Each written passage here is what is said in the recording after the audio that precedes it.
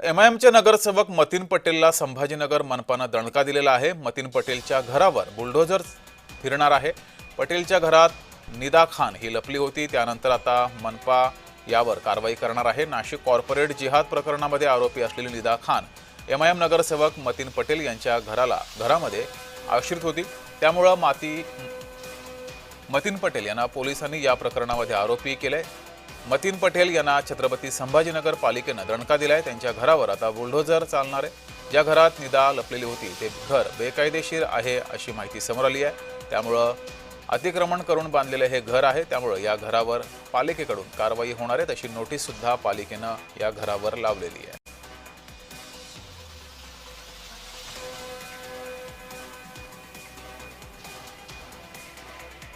तर मतीन पटेलचं घर हे अनधिकृत आहे अशी माहिती समोर आलेली आहे। पालिकेने या संदर्भात त्याच्या घरावर नोटीस सुद्धा लावलेली आहे।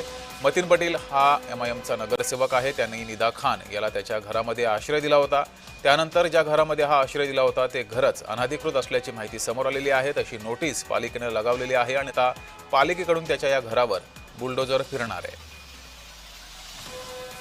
एमआयएमचा नगरसेवक मतीन पटेल याचं नाव या प्रकरणी समोर आल्यानंतर जोरदार टीका सुद्धा मतीन पटेल याच्यावर झालेली आहे। त्याच्यावर कारवाईला सुद्धा सुरुवात झाली आहे। मतीन पटेल याच्या विरोधात गुन्हा दाखल झालेला आहे आणि या प्रकरणी त्याच्यावर कारवाई होणार आहे। अधिक माहिती घेऊया, आपले प्रतिनिधी विजय चिडे आपल्यासोबत जोडलेले आहेत। विजय, ज्या घरामध्ये निदा खान राहिली होती, थांबली होती, तेच घर अनधिकृत आहे अशी माहिती समोर येते आहे।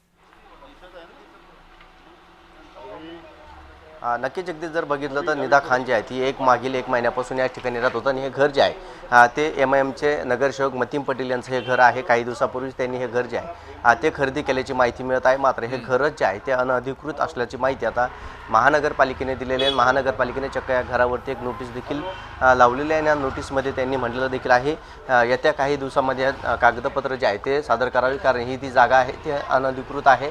यावरती 20/30 फुटाचा आकाशाचं तुम्ही आरसीसी बांधकाम केलेलं आहे, त्याचा निवासी परवानगा जो आहे तो सादर करावा, का हे अनधिकृत आहे असं देखील त्यांनी या